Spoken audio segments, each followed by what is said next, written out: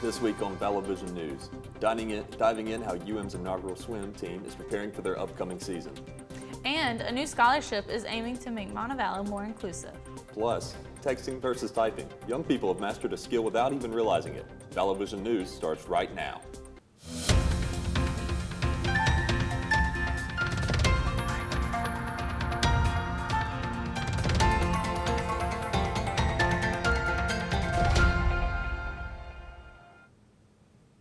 Hello and welcome to Vallo News. I'm Nick Norris. And I'm Kelly Garrett. Thanks so much for joining us. Preparations are underway for UM to celebrate its 123rd Founders Day this week. The ceremony starts at 11 a.m. this Thursday in Palmer Auditorium. This year's keynote speaker is Dr. Lonnie Edwards, who is a 1971 graduate of UM. He was one of UM's first African-American athletes, and he's a member of UM's Athletics Hall of Fame. Friends and family of the senior class are welcome to take part in today's ceremony. 11 a.m. and 12:30 classes are dismissed early on that day. UM has named the participants for the 2019 Life Raft Debate, which will be held on Founders Day at 7 p.m. The 22nd edition of the debate will feature Brooke Pruitt, Stephen Kraft, Laura Bloom, and returning title holder Alex Behringer as participants. Former champion Scott Vergona will serve as MC, while Stephen Parker will play devil's advocate. The Life Raft Debate will take place in Palmer Auditorium. The debate will also be live streamed on the Montevallo For You YouTube channel. The Falcons swim team dove in and kicked off its first season this past weekend. The team hosted a purple versus gold inter-squad meet at the Student Activity Center Saturday morning. The inaugural team, comprised mainly of freshmen, was able to practice by competing against teammates. Head coach Aaron Mahaney says the meet helped drive the team forward as they get ready to kick off their season. Montevallo has a new team. We're here, and we're going to keep on getting faster and stronger. Our team is kicking butt. The only way is up from here. One Saturday's meet. The swim team's first official meet will be held on the weekend of October 25th at Sewanee in Tennessee. UM students can now apply for a new scholarship thanks to an anonymous donor. The LGBTQ+ Inclusiveness Scholarship is open to anyone who has endorsed inclusion for any other minorities.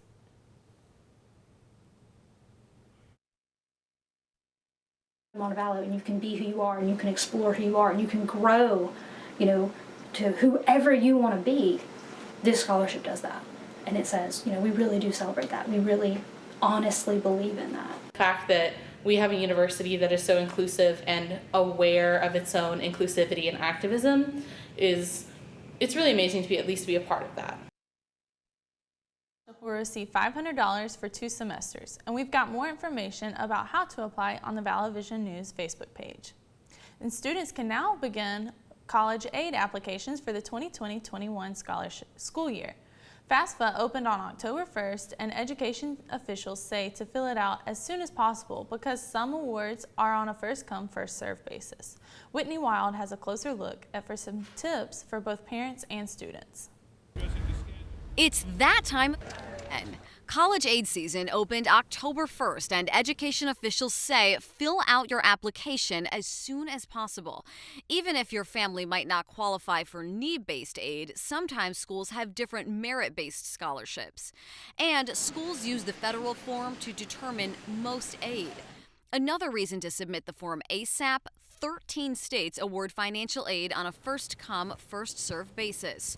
So if you're in one of these states, then get that form online or fill it out on the app My Student Aid. Experts say there are simpler ways to get this done, like the free website called Frank, which has streamlined the process. Current and prospective college students have until the end of June to submit their FAFSA, but deadlines vary depending on your state and college. Experts recommend you do your research to make sure you submit the FAFSA on time. Experts say the biggest challenge when filling out the FAFSA is the number of questions. There are 100 of them. But remember, it's all for free cash for college. For today. For more information or help filling out your FAFSA, call or visit the Student Aid Office in the bottom floor of Palmer Hall. The university is asking for help stocking the campus food pantry. The pantry is in need of items like spaghetti sauce and noodles, boxes and individual cups of mac and cheese, granola bars, oatmeal, and fruit cups. You can drop off donations at the Counseling Services office in Lower Main Hall. One local church is taking a different approach to outreach on campus. Montevallo First Baptist Church has started a new outreach this year by having free meals every Tuesday night for college students. Depending on the week, students can eat pancakes or tacos while mingling with new friends. The college ministry is hoping this will help to have a bigger presence on campus.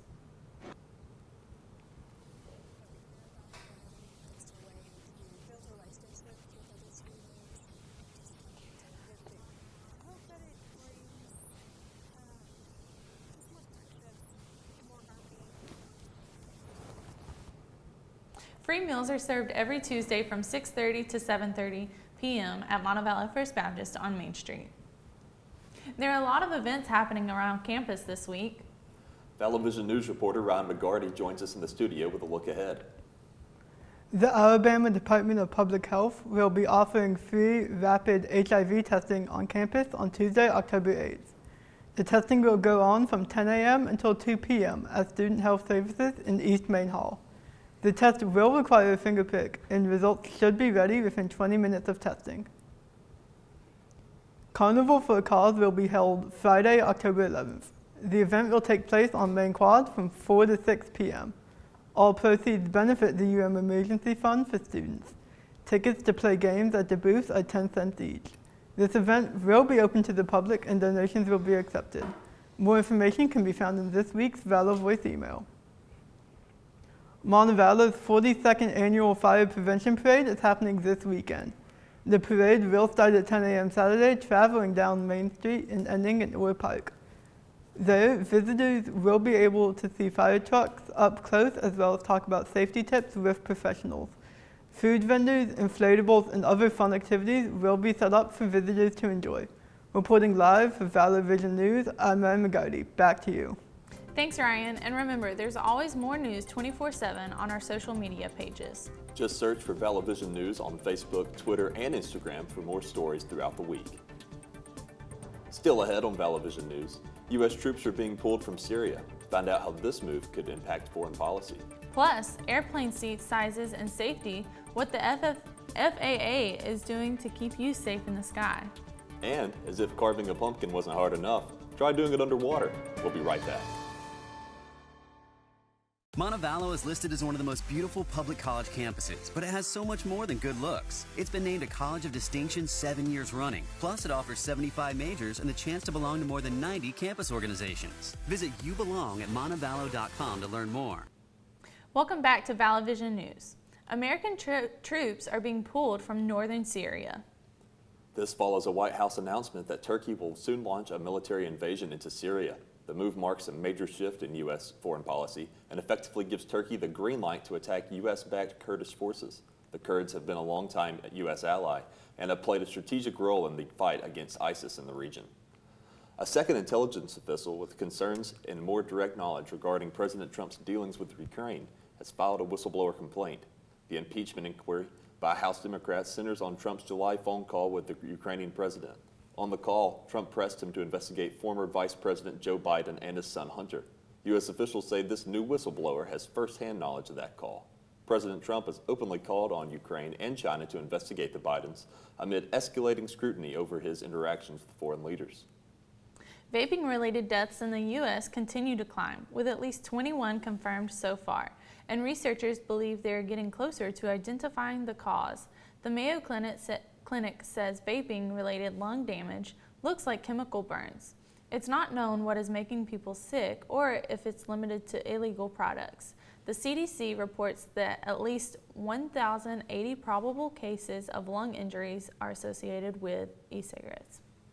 The Federal Aviation Administration will test to see if shrinking seat sizes are safe as the average American gets larger and older. The agency will run 12 days of live testing in November with 720 volunteers. They will simulate emergency evacuations to see if different amounts of legroom impacts the evacuation time. By federal mandate, an evacuation should take no longer than 90 seconds. The FAA will use the test results to come up with seat space standards. Coming up on The Buzz, despite safety concerns across the country, Joker got the last laugh at the weekend box office. How the film shattered a Hollywood record. We'll be right back. Your success depends upon effective communication. Visit montevallo.edu/COFA. You create your future in communication studies and mass communication. You belong at Montevallo.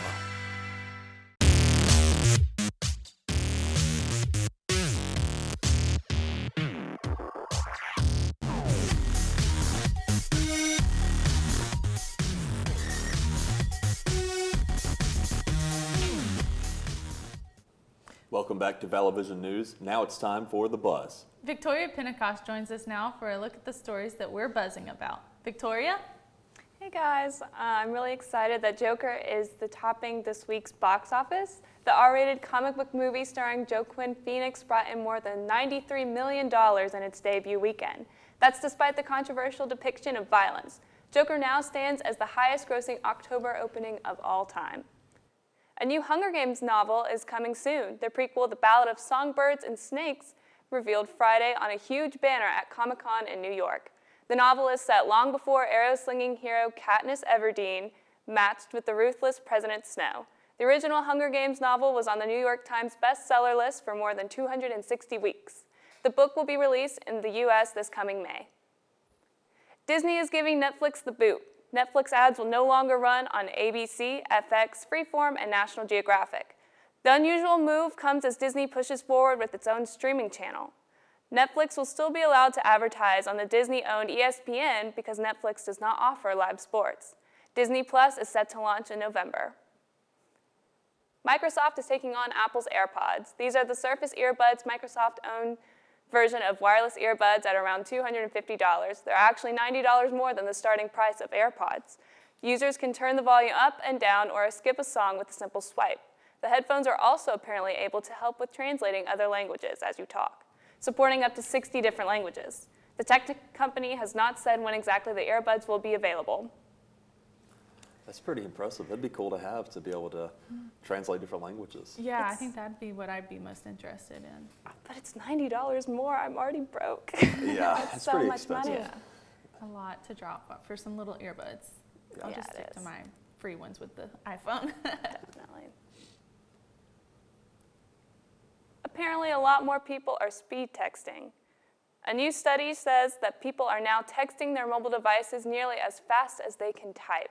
Researchers looked at the speed and accuracy of 37,000 people in 160 countries. They found those in the study texted on average 36 words per minute. If they used both of their thumbs, the speed increased to 38 words on average. They say participants between the age of 10 and 19 texted 10 words a minute faster than those in their 40s. Do you guys think you can text faster than type? I definitely think I know like where the keys are better. I can do it like without looking. So I I do too. can, Did you have to take typing classes in school though? Because I had to do that. I didn't. Nuh-uh. Oh. I could We had definitely like text. typing games and everything. Like they were like, do this and do. But definitely texting. I like to do that better. I can like emails and stuff on phones better. Me too. Me too. If you have a hard time carving a jack-o'-lantern for Halloween, you should try doing it underwater. A group of scuba divers competed in an annual pumpkin carving contest in the waters of Key Largo, Florida. They were about 30 feet deep near a coral reef. The big challenge, keeping the naturally buoyant pumpkins from floating away while carving them. 2 divers from Detroit took first place. Their jack-o'-lanterns showed 2 eels around a heart. The winners received a free trip to Key Largo. That's pretty neat. I don't even think, I have a hard time carving it above water. I can't imagine underwater. I do too. Those carving kits don't really work. It's like the knife's not sharp enough for the pumpkin rots. Yeah. Like underwater trying to keep it down and like. No, there's no way I could do it. Difficult. Maybe once you get the top open though, it fills up. Maybe it stays under easier. Yeah, a free trip to Key Largo, I'd still try it. Yeah, definitely. Well, that's all the time we have for today's show. Remember, there's more campus and community news on our website. Just head over to vallovisionnews.wordpress.com to see stories from mass communication student reporters throughout the week. Thanks for watching, and be sure to tune into Vallo Vision News again next week.